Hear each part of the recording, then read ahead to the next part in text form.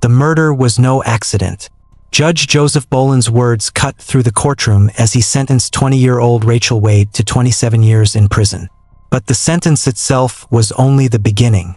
What waited for her behind the razor wire of Lowell Correctional Institution would become something many experts now describe as worse than death.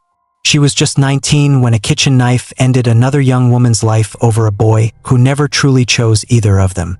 One moment of rage, seconds of violence, a lifetime of consequences.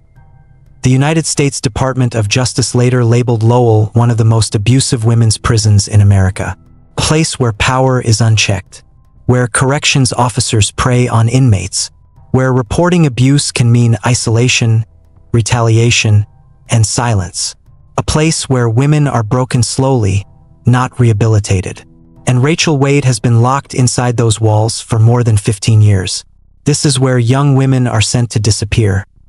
But the real question is not whether Rachel deserves punishment. It's whether what happens inside this prison crosses a line even the justice system never intended to cross. 27 years for a crime committed in seconds. A sentence that sounds finite on paper, but becomes endless in reality. Because this is not an ordinary prison story.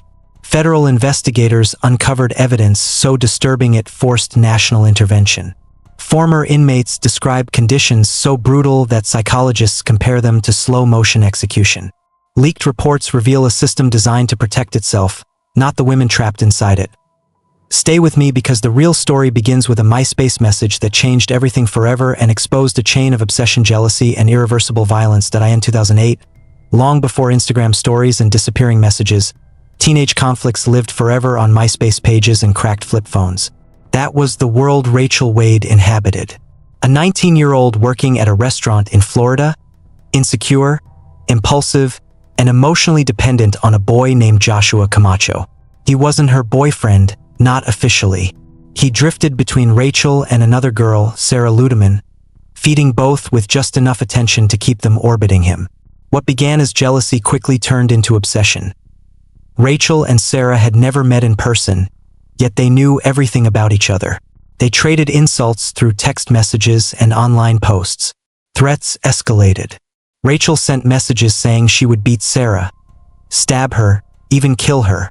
Sarah responded with her own taunts, screenshots later presented in court as evidence of mutual hostility. But there was a difference. Rachel internalized every exchange. She didn't disengage.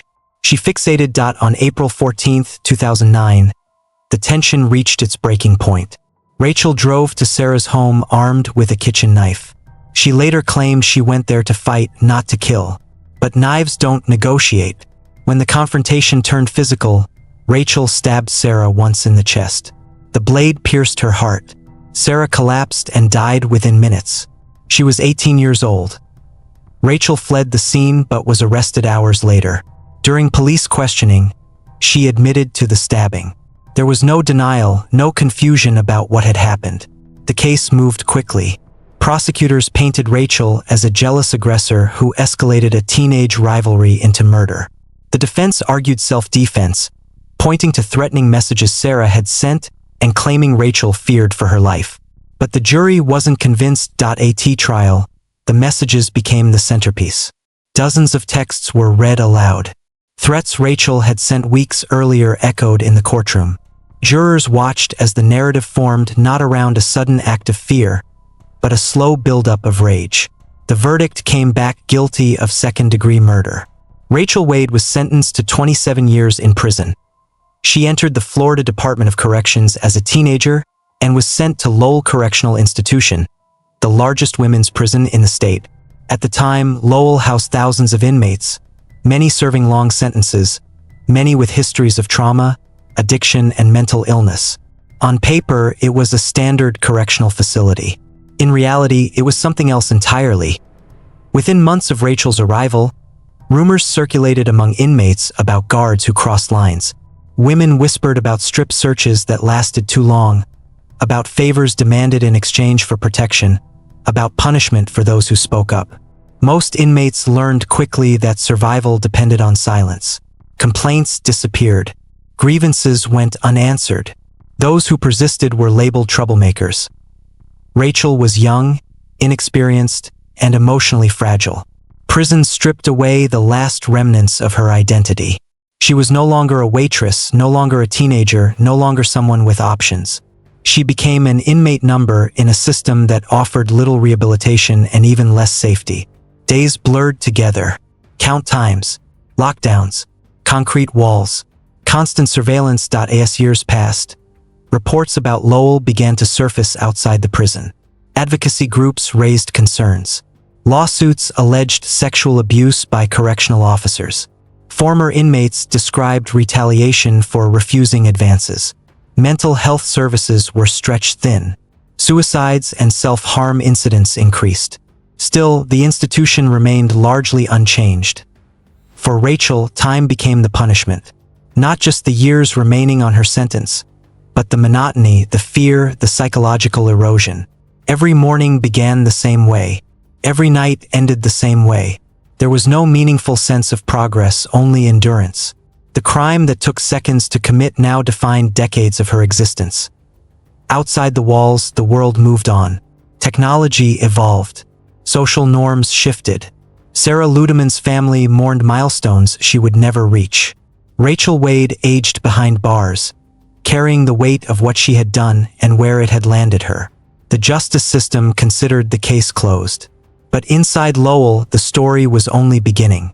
Lowell Correctional Institution was never designed to handle the population it held. Overcrowding intensified every existing problem. Dormitories meant for dozens housed hundreds. Privacy was non-existent. Tension was constant. Guards rotated frequently, many undertrained, some openly hostile toward inmates. In that environment, power dynamics became distorted, and abuse flourished. In 2016, the United States Department of Justice released a scathing report following a federal investigation into Lowell. What they found confirmed years of inmate allegations. Correctional officers had engaged in widespread sexual misconduct. Some coerced inmates into sex acts. Others punished women who refused by placing them in solitary confinement or denying basic necessities. Supervisors ignored complaints or actively covered them up. The report described a culture where abuse was normalized. Officers joked about exploiting inmates. Victims were blamed. Investigations stalled. For women inside, the message was clear. Reporting abuse would only make things worse. Silence became a survival strategy. Rachel Wade was still serving her sentence when the report became public. By then, she had spent more than 7 years inside Lowell. While there is no public record detailing her personal experiences with abuse, she lived in the same environment described by federal investigators. The same guards, the same systems, the same lack of accountability. Mental health professionals who reviewed conditions at Lowell warned of long-term psychological damage. Chronic stress, hypervigilance, depression, and anxiety were common. Inmates developed symptoms consistent with post-traumatic stress disorder. For those serving long sentences, the damage compounded over time. There was no finish line, only prolonged exposure. Solitary confinement was frequently used as punishment. Inmates could be isolated for weeks or months for minor infractions or for filing complaints. Cells were small, often windowless. Human contact was minimal. Studies have shown that extended isolation can cause hallucinations, emotional breakdowns, and cognitive decline. Yet it remained a routine tool of control. Rachel's sentence meant she would spend most of her 20s and 30s inside this system. Years that typically involve growth, relationships, and self-discovery were replaced by institutional routines and enforced dependence. Rehabilitation programs were limited. Educational opportunities were scarce. The environment was not designed to prepare inmates for reintegration, only to contain them. Public reaction to the DOJ report was brief. News cycles moved on. Some guards were fired or charged. Others resigned quietly. Structural change was slow. For inmates, daily life remained largely the same. The walls did not change. The fear did not change. Time continued to pass. Forensic psychologists examining cases like Rachel's argue that punishment must have limits. Prison is meant to deprive individuals of freedom, not dignity or safety. When incarceration becomes a source of ongoing trauma, it raises ethical questions. At what point does a sentence become excessive not in length, but in condition? Rachel Wade will eventually be released. When she entered prison, she was a teenager shaped by impulsivity and emotional immaturity. When she leaves, she will be a middle-aged woman shaped by decades of institutionalization. The person who exits will not be the same person who entered. That transformation is rarely considered in sentencing. Victims' families often hear discussions like these as attempts to minimize the crime. Sarah Ludman lost her life. Her future was erased. Nothing that happens to Rachel can restore that loss. Accountability matters. Consequences matter. But so does proportionality. The justice system delivered a sentence measured in years. It did not account for the environment in which those years would be served. It did not anticipate a facility so abusive that federal intervention would be required. Yet that environment became part of the punishment. Rachel's case sits at the intersection of personal responsibility and systemic failure. She committed an irreversible act of violence. The state responded by placing her in a system that inflicted its own form of harm. Two wrongs do not cancel each other out, but they coexist as the years continue to pass. Rachel remains inside a prison that has become a symbol of what happens when oversight fails. Her story forces an uncomfortable question. Is justice satisfied simply by locking someone away, or does it require ensuring that punishment itself does not become cruelty? When people hear the phrase life worse than death, they often imagine physical pain. But the reality inside long-term incarceration is more subtle and more destructive. It is the erosion of identity, the slow disappearance of autonomy, the understanding that tomorrow will be identical to today, not for weeks or months, but for decades. For Rachel Wade, time is the constant presence. Every year served reinforces the permanence of her mistake.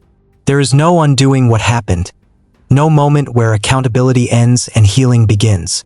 Prison does not offer closure. It offers repetition. Wake up, count, eat, wait, sleep, repeat. Psychologists describe this as temporal imprisonment. The mind struggles to process a future that stretches endlessly without meaningful variation. Hope becomes dangerous because disappointment is inevitable. Many inmates cope by emotionally numbing themselves. Others relive their crime repeatedly, unable to escape it mentally even when physically confined. Rachel's case continues to attract attention not because of the crime alone, but because of where she is serving her sentence. Lowell Correctional Institution has become shorthand for institutional failure. Even after reforms, its reputation lingers. Survivors describe lasting trauma long after release. Some struggle to function in normal society. Others return to prison because it is the only environment they know. The Eighth Amendment to the United States Constitution prohibits cruel and unusual punishment. Courts have traditionally interpreted this to apply to methods of execution or extreme physical abuse. But legal scholars increasingly argue that conditions of confinement must also be considered. If a prison environment predictably causes psychological harm, does it cross a constitutional line? Rachel Wade is not unique in this system. Thousands of women serve long sentences in facilities like Lowell. Many entered prison young. Many carry histories of abuse. The system rarely addresses the root causes of their behavior. It focuses on containment, not transformation. This does not absolve Rachel of responsibility. Sarah Ludman's life ended because of her actions. That truth remains central. But justice is not a zero-sum equation. Recognizing systemic harm does not erase individual guilt. It complicates it. As Rachel's release date approaches in the coming years, questions remain. Who will she be when she walks out? How much of her identity will be shaped by prison? How much damage is permanent? Society often assumes prison freezes people in time. In reality, it reshapes them. For Sarah's family, time stopped in 2009. No reform, no investigation, no psychological analysis can bring her back. Their grief exists alongside debates about prison conditions, often unheard in those discussions. Both realities coexist. Rachel Wade's story forces us to confront uncomfortable truths about punishment. We demand accountability but rarely examine how it is carried out. We sentence people to years, then look away from what those years contain. When abuse is exposed, we express outrage, then move on. Inside prison walls, there is no moving on. There is only endurance. For some, that endurance becomes a form of slow destruction. Not dramatic, not visible, but relentless. Whether Rachel's punishment is justified depends on perspective.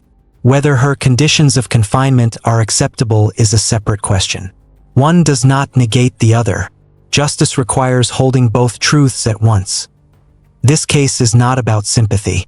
It is about scrutiny, about asking whether a system designed to punish has become something else entirely, about whether suffering beyond the sentence serves any purpose beyond vengeance.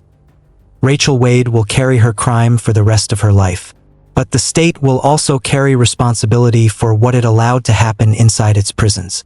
History will judge both. Behind every headline is a human story shaped by choices, failures, and systems larger than any one person. This is one of those stories. But here's what makes Rachel's case so morally complex. Sarah Ludman never got to turn 19. She never went to prom. She never graduated high school, never stepped onto a college campus, never built a future beyond teenage chaos, and never discovered who she might have become. Her parents, Charlie and Gay, still keep her voicemail greetings saved because it is the only way they can hear their daughter's voice. They replay it to hear her say, "Hey, this is Sarah, leave me a message and I'll call you back." They will never hold her again, never see her smile, never hear her laugh or watch her grow into the woman she was supposed to be. And that is the weight sitting beneath this entire case. Is Rachel's suffering justice for Sarah's death, or has it transformed into something else entirely? Something darker, something unintended, something created not by the judge but by the system tasked with carrying out the sentence. Because punishment was meant to be time behind bars, not prolonged exposure to documented abuse, retaliation, and psychological erosion. So why do critics call Rachel Wade's prison life worse than death? Because death is final. It ends suffering.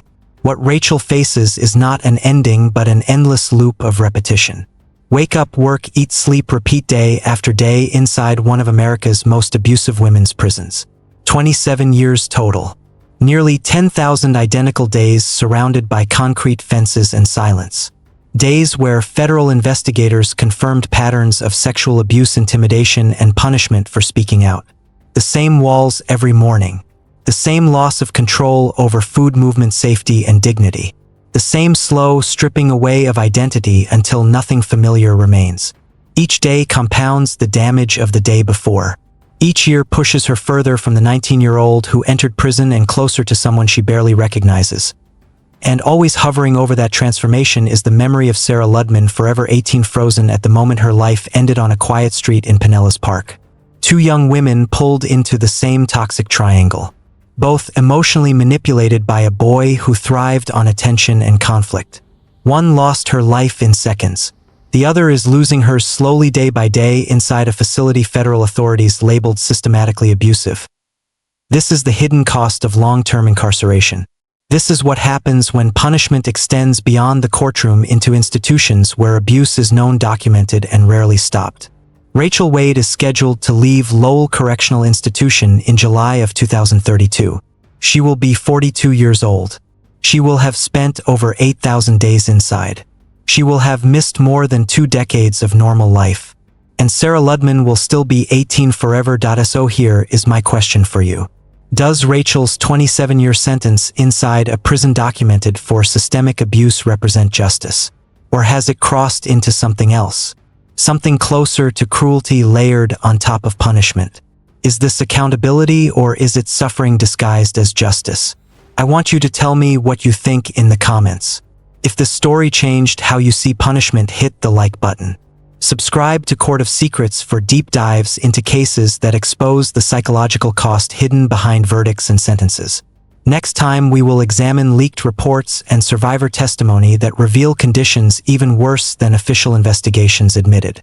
Because behind every headline is a human story more complicated than it first appears. And those stories demand that we look closer, ask harder questions, and refuse to look away when justice becomes something we no longer recognize or defend as humane or fair punishment for anyone involved.